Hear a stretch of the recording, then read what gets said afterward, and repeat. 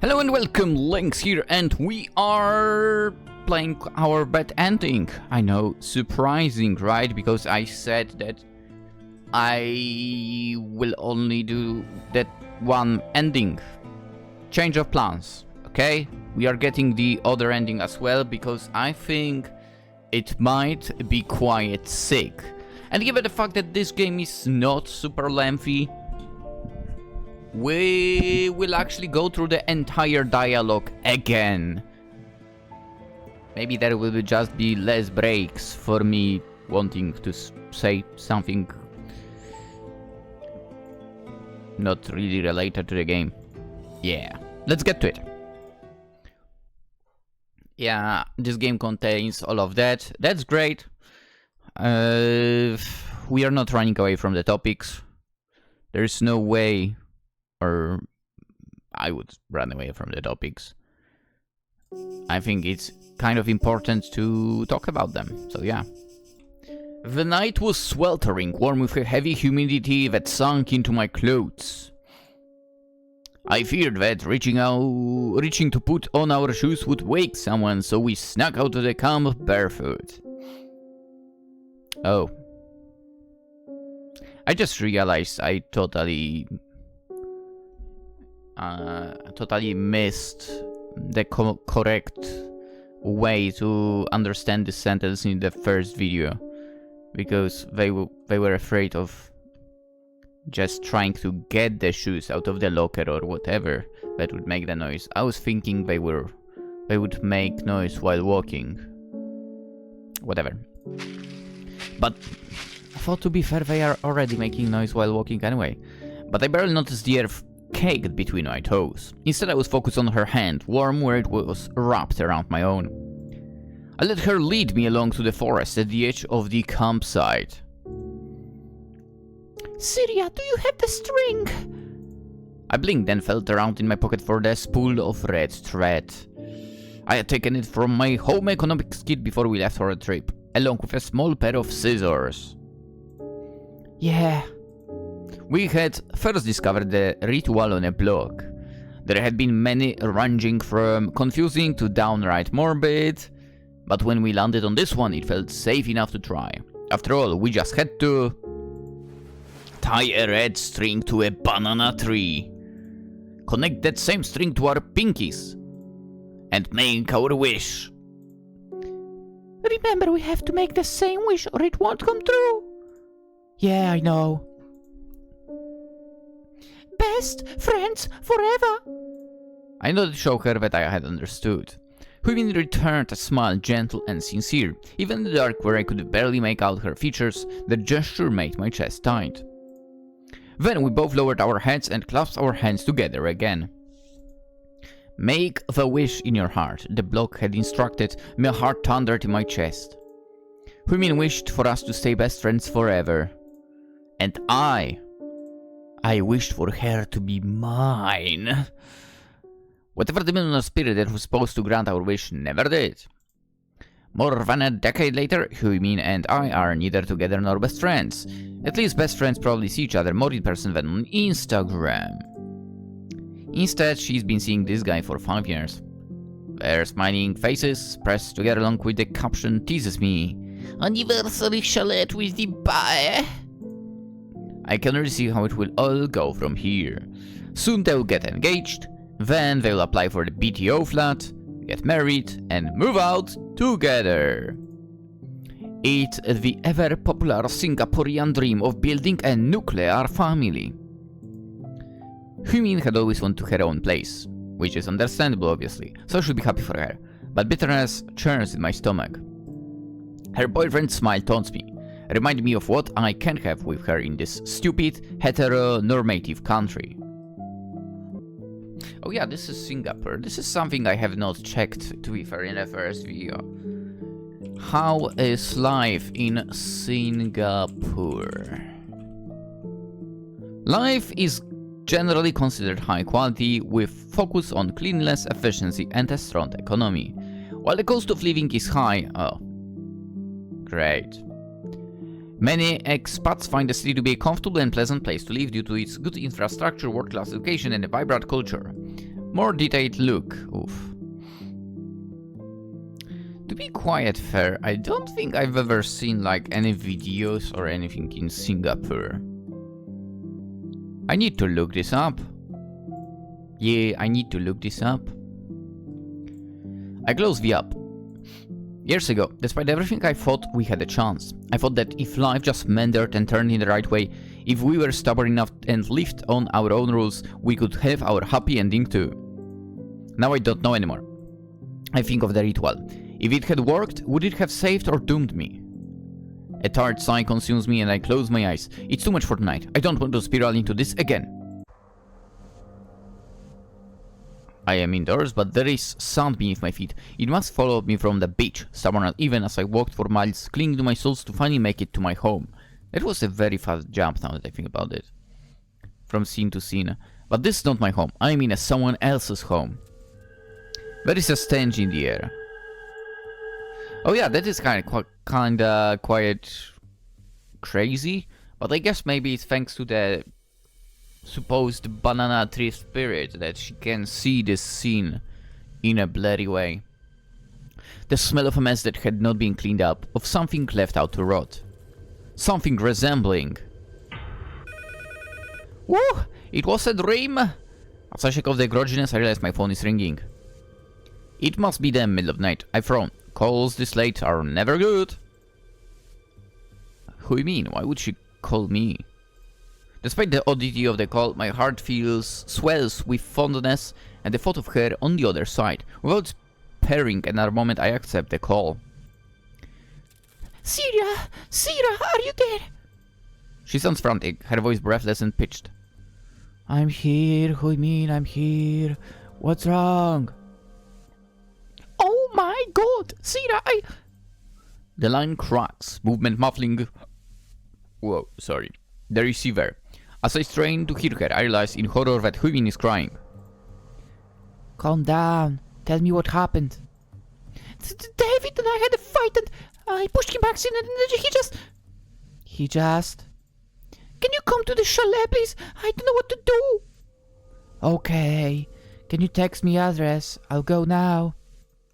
Yeah, I'll text you. You'll help me, right? Of course. We are best friends. I don't know why I said that. We haven't even acknowledged that in years. Thanks, Syira. After the call ends, I stare at the screen, letting it sink in. Something had happened between Huimin and her boyfriend. Something bad. My first thought was that he had hurt her, but she said she had pushed him.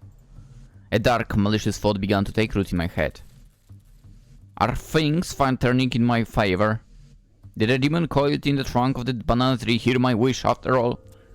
My phone pings, starting me out of my thoughts. A few texts had come in from Huimin. The first one was a badly typed address, followed by another text that corrects a few typos while also making nuance. Finally, a third one comes in with everything laid out corrected. This one, she says, sorry.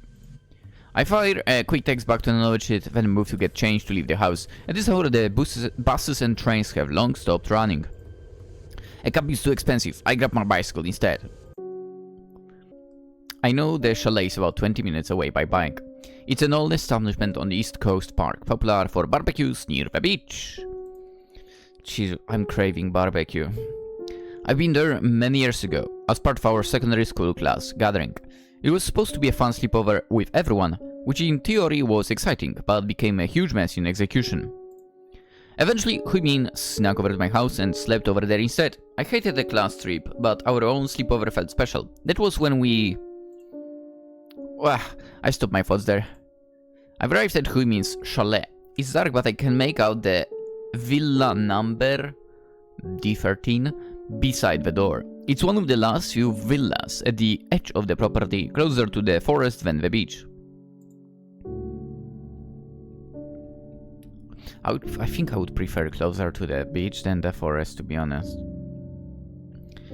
I leave my bicycle by the side of the road and walk up to the door. I knock 3 times. Poop, poop, poop.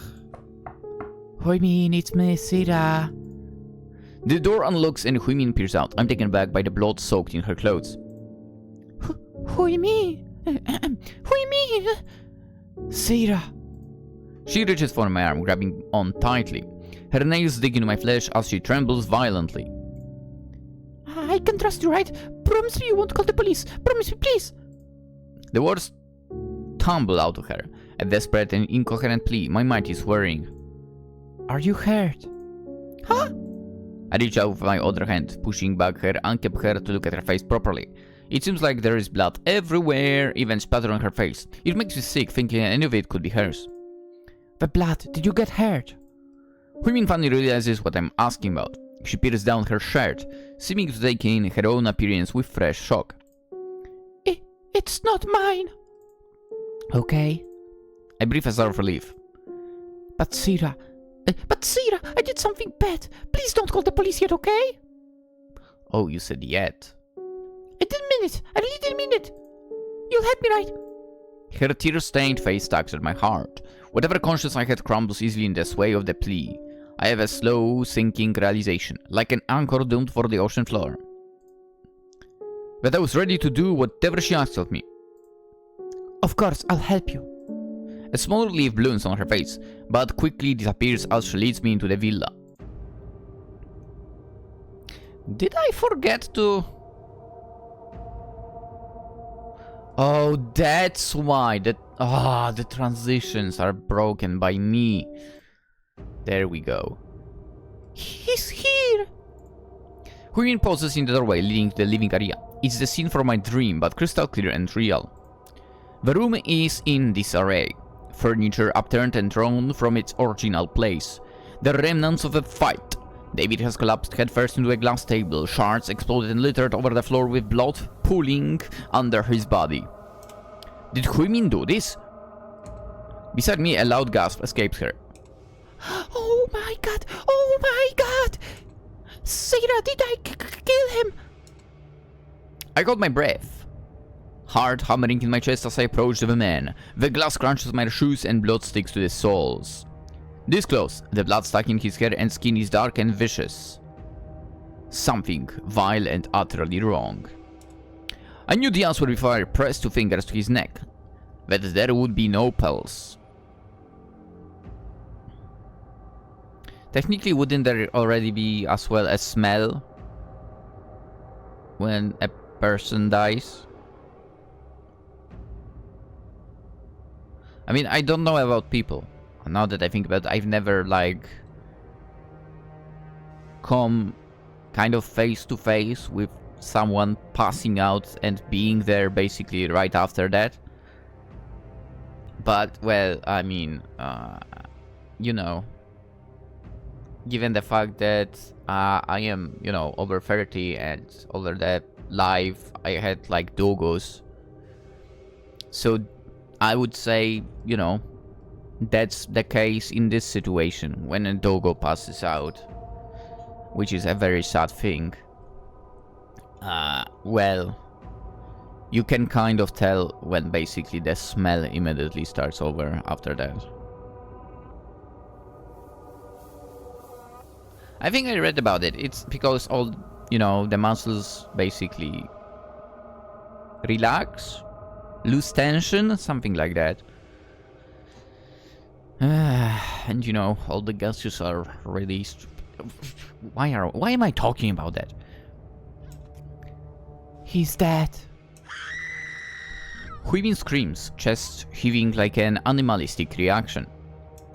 Now that I think about it, wouldn't the neighbors hear that scream if she did it? I whirl around, pushing her hair back to look at her face. She looked pathetic, pale and trembling as she all but fell apart. Huimin, look at me. I promise that I'll help you, right? She nods slowly. So I'll help you. Let's bury him and then clean up. Okay. I tug on Huimin's arm, helping her up to her feet. She pointedly avoids looking at David again, rifling through a few drawers before pulling out large black trash bags. I let her handle his feet while I dealt with his bloodied head. Together we wrapped the body in layers and layers of black plastic, until we could see neither his skin or the clothes on his back. We dragged the body out to the back. The chalet sits on the edge of the property, facing out into the forest. Grass had overgrown in neglect. long and spindly at our feet. Let's bury him here. I dug my hand to the earth, prying grass and soil away. It's long, arduous work, toiling away with nothing but our bare bodies. Which again strikes me as crazy, you know? I mean, dude, even if I had it, you know, when technically I didn't have it. Because it wasn't my house, obviously, but when I was younger, but... when my parents had garden and so on, and... I would put the freaking flowers or whatever in, I would absolutely not do it with my hands. Or if I help, you know, my Grumps, let him rest in peace, the only normal being from my father's side, you know, helped a little with the garden and so on. Dude, also, you would need tools. I don't think like anyone in their right mind would dig in the ground in general with bare hands, but whatever. Maybe we should have scoured for tools in the house. I was supposed not to break and talk about other stuff. Damn it. But I feel like different kind of thoughts are coming to me right now compared to the first route as well. Anywho. Something to use as a shovel, but as I peer over at Huimin, the bare motion seems to feel like repentance. I don't speak a word to her, I just keep digging, nails growing black with dirt and skin turning bloodied. We paid together. Dude, even like living in a block in a flat, in a blocks, right? When you want to have some flowers or whatever, right? In a pot. Still not using the hands, but you know, you have a little shovel, like very little, you know, to get the supposed ground into the pot and so on. Yeah. Anyway, when at last a large enough hole appeared, we pushed the body in and covered it up.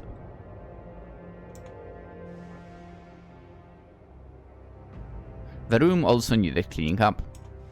Huimin gathers a broom to sweep up the glass shards that had flown to every corner of the room upon impact. I scrub a lot of the tiles, turning an old rug pink. You know what now? Another break. I can tell you that one, I guess. Because we have the cleaning of the house and so on after the bloody situation, right? Before playing this game, I also started playing another one where you kind of would clean the houses, rooms, buildings, apartments and so on. And also the twist in a way was the places were possibly haunted and so on. And I'll be honest, I kinda enjoyed it for about an hour. But then they added the stuff that I don't like in horror games, okay? So basically having to run away. I don't like that stuff. It kinda pisses me off. And sadly, it pissed me off as well over there because... Let's say the autosave was very far away from the runaway situation. Maybe if it wasn't so far away, I would not complain, but... Yeah, it required way too much and basically that video is gone. Not like I finished the game anyway. But yeah, I don't have sort of the patience, okay, for that stuff. I have patience to read everything in a visual novel. I don't have the patience to run away in horror games. Yeah. Maybe because I'm not good at that as well. Anyway, Huimin gathers a broom to sweep out the glass shards that had flown to every corner of the room upon impact. I scrub blood off the tiles, turning an old rug pink. I think we're done. I wouldn't go that far, but okay. Huimin stares at me wordlessly, eyes blinking in a daze. I realize her blouse is still soaked with blood. the substance caking her hair along with dirt from the backyard. Her face is blotchy with dry tears, sweat pooling at her neck. You should take a shower. Huimin reached out, fingers closing around my jacket. You too? Okay. I wasn't sure what she meant or what was going to happen. I wasn't sure up till we were shoved in the bathroom together, shedding our clothes and stepping into the shower stall where the hot water poured down both our bags. You can go first. The phrase lingers at the tip of my tongue, always on the verge of being voiced before I swallow it. Something about the way Huimin had closed her fist over the lapel of my jacket. The way she tugged on my arm to lead me into the bathroom. The way she loosened my hair tie and pulled my ponytail apart. I couldn't say it. Instead, I grasped at the straws presented to me, fingers threading through her fine black hair. I'll help you wash your hair. Okay. As the soap ran down her back, I noticed purplish bruises blooming on her back. They were stark against her fair skin. Big patches that seemed deliberate rather than accidental. For as Huimin shivered, I wondered if she would want to talk about it at all. Okay, so now we are getting changes to our first video. Okay, we are going to ask about the bruises. Huimin, are you okay? Your back is covered in bruises. Oh! I try to be careful, stringing my words together cautiously so she doesn't close off. Is it recent? I don't know, I can't really keep track. My dad gets angry all the time. It was probably something stupid like letting my wet hair drip on the floor or forgetting to arrange the plates a certain way. Who knows? Your dad? What? Wait, why would... But... You don't live with... So why would he... And how and what? Okay, we will find out, I know. I have a lot of questions right now, but yeah. I bite my lip. Huimin has a violent father. Yeah. That seems, I guess, to be the case from what she said. For... Is it just father? Also, wouldn't her boyfriend notice in such a situation? Wouldn't he react? I would, in his shoes. Anyway, as the eldest daughter in her family, she's been raised to shoulder the responsibilities of taking care of both the household chores and her younger brother. What? She's the most hardworking and meticulous person I know, yet her father continues to find fault in her. Let's beat him up. I'm sorry. It's not your fault. I'm just unlucky. Sometimes wonder if I did something to deserve this. If I'm a bad daughter after all.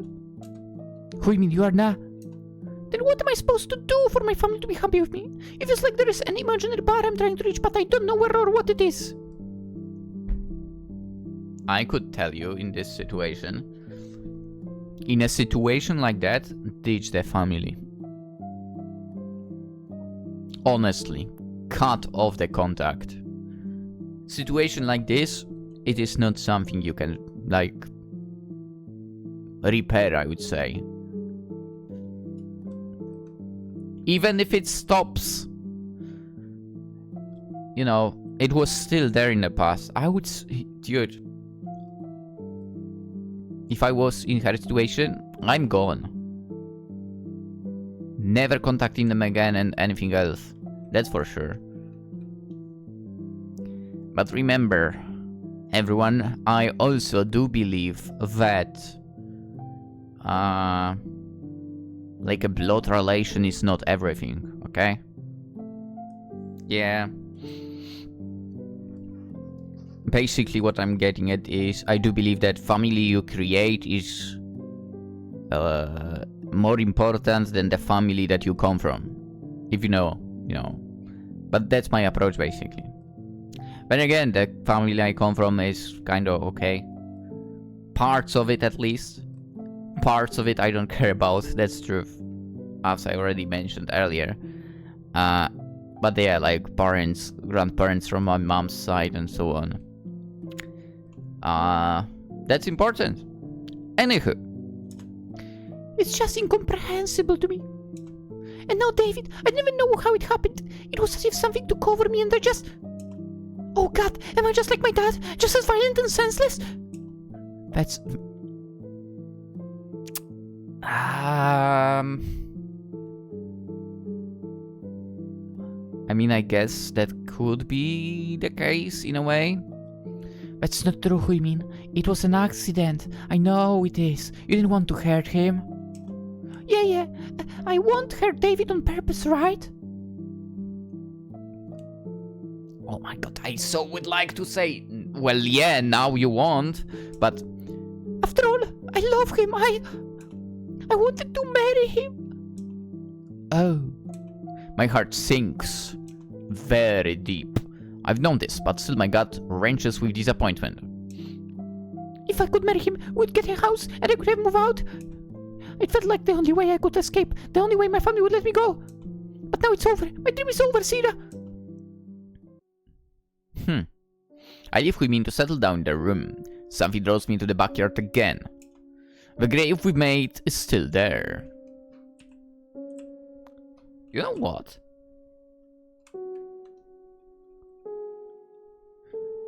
Damn. Did you, like, really pay attention to how you did that supposed grave? I mean, you'd expect to see... really, as if someone did some digging in the ground, but... doesn't look like it, right? Dude. Anywho, the grave we've made is still there. A fresh mound of dirt in the midst of long overgrown grass. I think of his body, broken and buried beneath. I want him to rot. I want his flesh and skin to break apart and separate from bone, from the earth to consume him whole, and leave nothing to touch her ever again. My head whips up at the sound, squinting at the trees. Belatedly, I'm reminded of the ritual Huimin and I had done as kids. How we had tied a red string to a tree just like one of many here. Who is... Before I can get my sentence out, the figure disappears as suddenly as it had happened. Had appeared. I'm left with my heart pounding like a drumbeat, limbs trembling and skin speckled with goosebumps. I quickly returned to the room. Huimin had changed to a fresh set of clothes, but hadn't moved to dry off her hair. She stood motionless in a corner of the room, wet hair dripping onto the floor. What? Didn't you use the towel on the head as well? I grab a towel and approach her. Huimin. She turns at the sound of my voice. She had stopped crying, but her eyes still looked glassy, eyes red-rimmed and puffy. Despite looking in my direction, I wasn't sure if she was seeing me. I ignore that and push on. Come here, I'll help you dry off your hair. She doesn't move. I go to her instead. She doesn't protest when I take hold of her hair, sandwiching it between the towel and rubbing the strands dry. I'm sorry. It's not her fault. You didn't mean to. Did I really not mean to? I pause. No, of course she didn't. The guilt is just eating away at her. I wish it would end already. Be done flowing out of whatever well of conscience it came from. I wish we could move on, away from the shadow of him. He's dead, for God's sake! I wish I had done it instead. I won't look back. Now that you said for God's sake, there is one thing I want to check out about Singapore. Come on. Singapore religions percents. In 2020, Buddhism was the most practiced religion in Singapore. Okay, that's good. Followed by those with no religious affiliation, and then Christianity. That's nice. Buddhism accounted for 31.1%. Okay. Followed by no religion 20 and Christianity 18.9. Oh.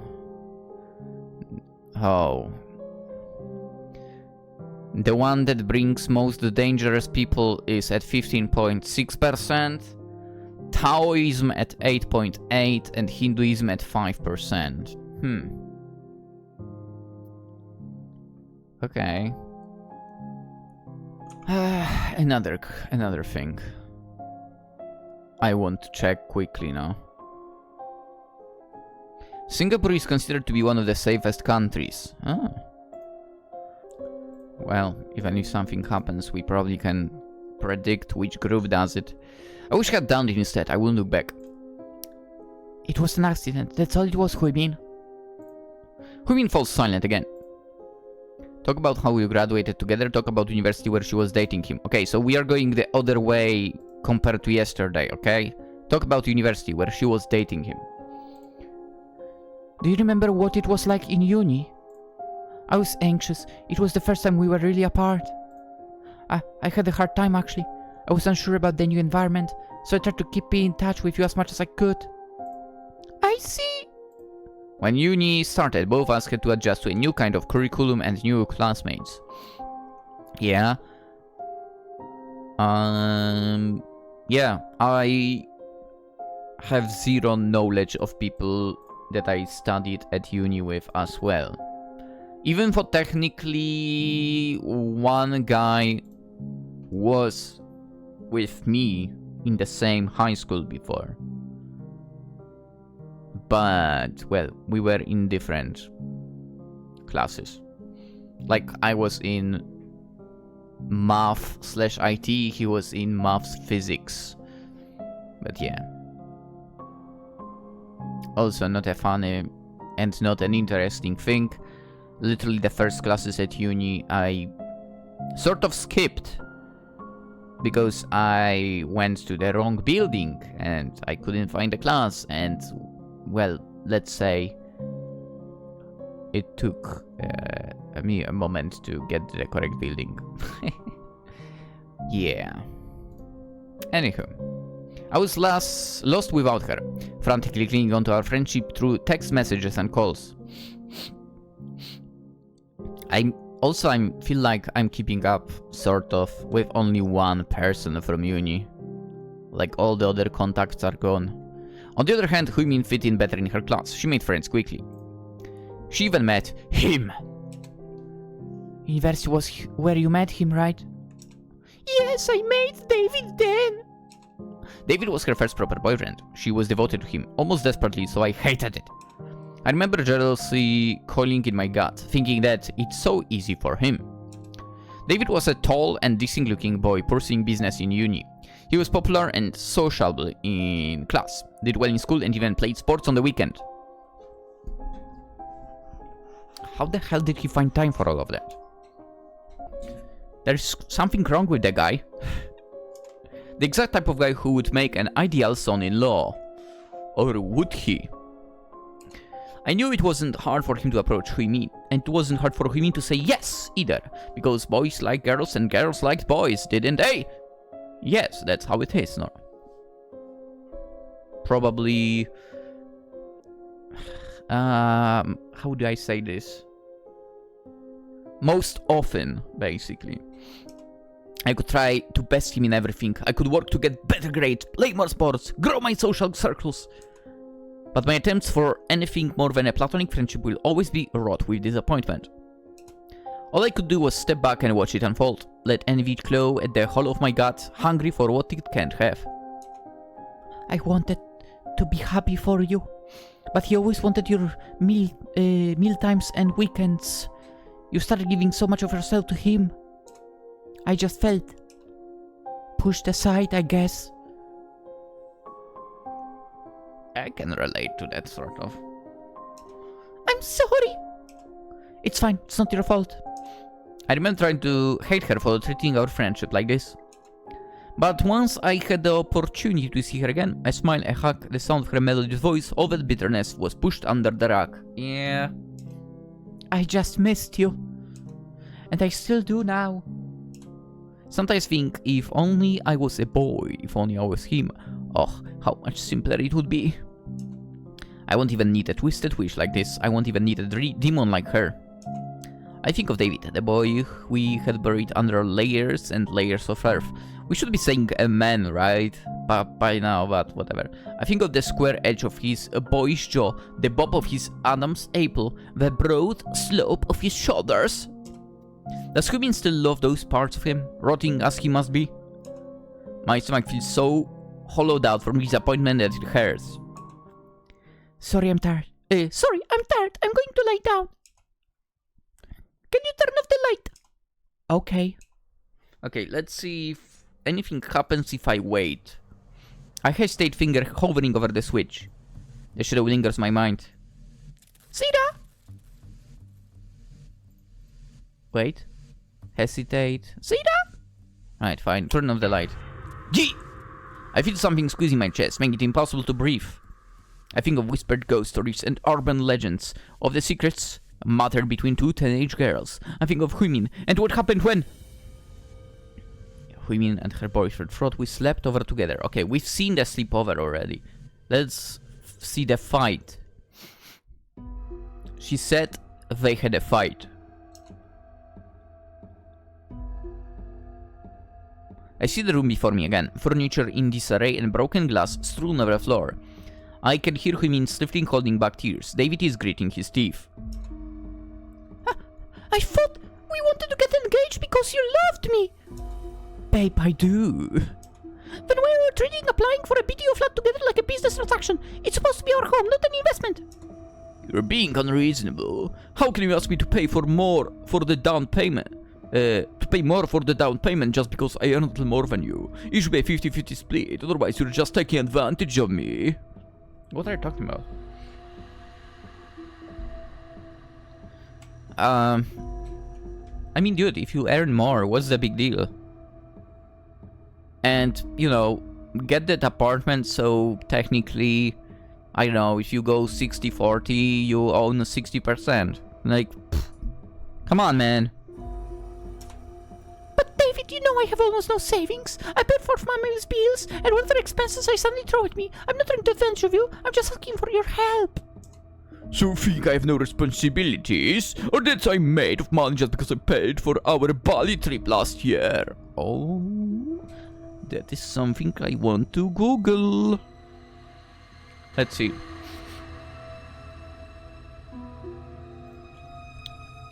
How much for vacation on Bali? A vacation in Bali can range from budget-friendly to luxurious, with costs varying significantly based on travel style, accommodation, dining, and activities. A budget trip for a couple can cost around $1,000 per week. Holy shit. While an average trip could be $2,000 to $3,000. Wow. And luxury stays can reach $5,000 up per week. Ridiculous. Why is it so expensive? That's crazy. By the way, for Poland, count it as ×4, right? And count our earnings as divided by 4. When it comes to the dollars, I guess. What countries is Bali next to, by the way? Oh, it's close to Borneo. That's true. Okay. Oh, so it's not... It's not that far from the Singapore, to be fair. So I guess from Singapore to Bali it wouldn't be that expensive? Flights, Singapore, Bali. Dude, like $100. Maybe 120. Huh. Wait, is it from Singapore or is it showing me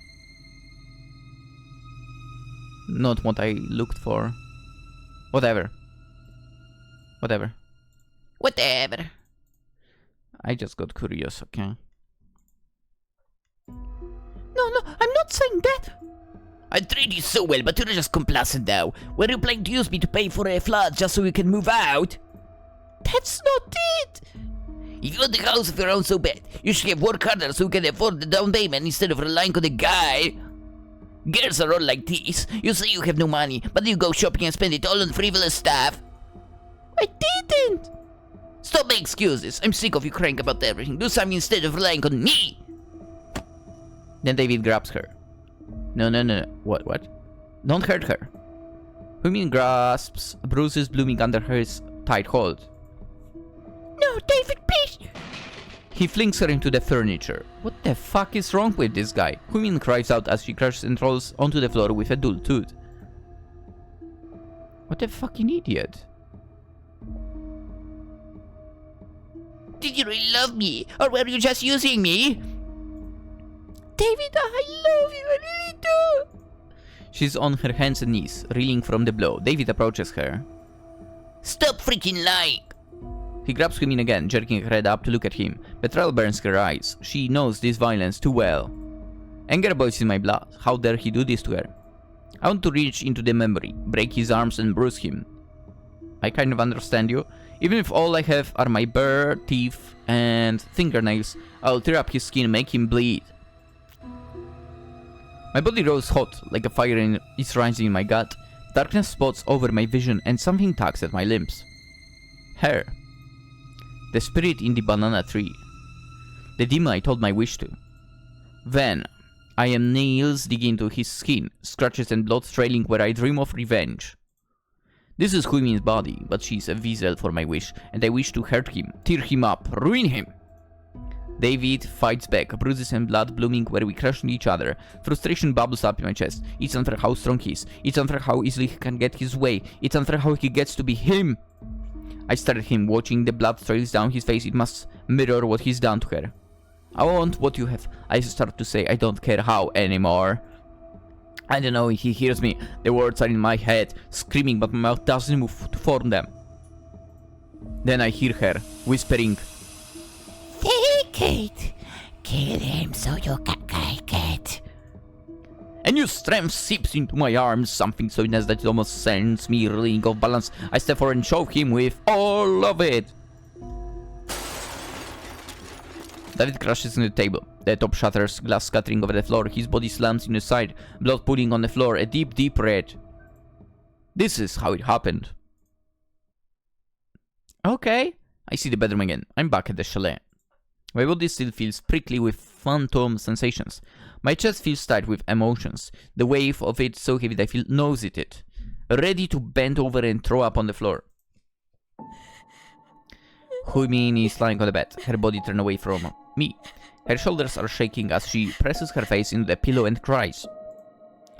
I'm sorry, David, I'm so sorry. Why would you be sorry about that? We've seen that he's trash as well. Huimin. I put my hand on her shoulder. Do I want to comfort her or do I just want her to stop saying his name? I know how it happened. Stop it all. I don't know how it happened. Stop, it's already... It's already over. He's already dead. I wished for it and I don't regret it. So stop dwelling on it and look at me. Look at me, please. Come back, I still... I pull away, my smile dropping like a stone in the ocean. This must be the cruelest joke of it all. I'm sure David is laughing in his grave. All this and I'm still not enough. Deep in my gut I feel a knowing pain. It's familiar, something I've known for years. It's the feeling when I see his arm around her waist in the photos. When she addresses him and touches his cheek. When Huimin picks him over and over and over again. I want her to be mine. I want her to be mine. I had dreamt of a slow but sweet romance. I dreamt of Huimin, the fearless girl who didn't care what anyone else thought, leading me into it. And me, the introverted girl who struggled to even express a single opinion of my own, gladly following along. But nothing happened, and all I have is a pathetic, twisted wish. Slowly, I begin to hear a hissing in my head. It starts soft like wind pushing past the curtains, then it grows louder, raspy voices in harsh, unfamiliar tones. Her whisper is the curl of a finger, a taut thread tugging on my feet. I'm back outside. Look in the backyard where you buried him. A harsh breeze cuts through the forest, raising goosebumps across my skin. I stare at the mound of earth, at the grave who had dug for him. He's right there, and my mind supplies the boy I wanted to become. Wait, what? No, what? You didn't really want to become him. My gut stinks, painful with all that I want, but I'm still missing. For the first time, I have a name for it. Hunger. Wait, what? What do you mean? I drop to my knees and start digging. Why would you... The thoughts in my head begin to cease, replaced by the repetitive scrape of earth against my hands. Then I hit the flesh.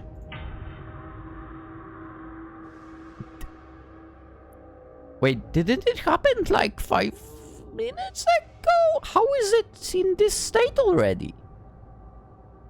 Body doesn't decompose that fast, right? Right? Right? Or am I completely wrong about that? Whatever. Here is his boy's jaw, Adam's apple, and broad shoulders rotted away. And she still loves him, even though he hurt her, even though he... Take what you want! The voice is in a tongue I shouldn't recognize, but I know what it says. After all, it's been in my head for a while. Demon or devil, it doesn't matter. She's the one who had hurt me all those years ago. She's the only one who knows how bad I wanted this. Wear his skin and your wish can come true too! The hollow ache in my stomach is all-consuming, something that threatens to eat me up from the inside out. No fucking way. No way you actually go about it like that. What? Well, guys and not guys, I guess I told you that other ending might be quite sick. It breaks easily under my fingers.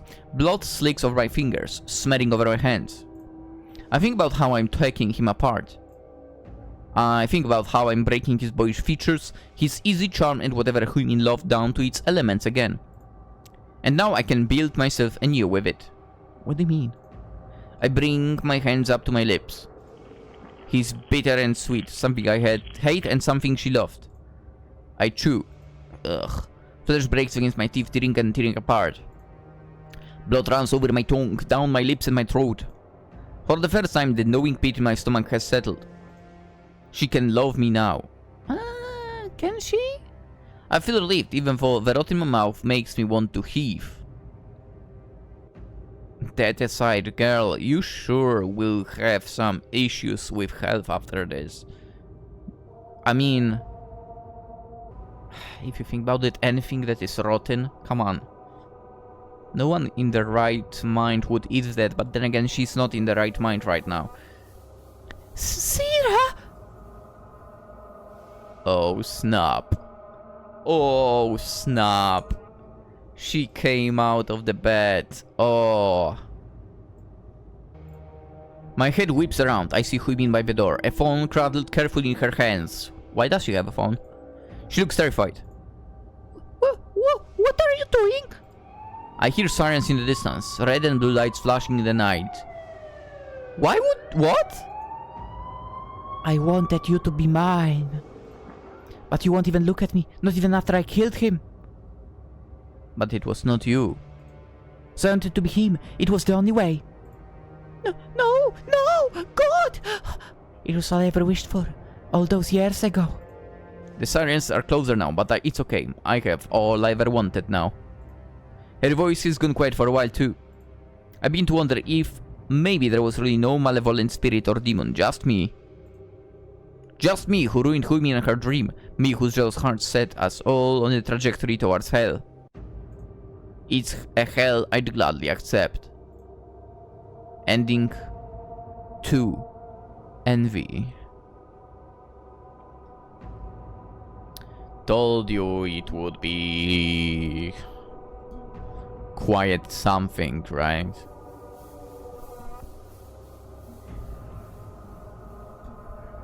Whoa.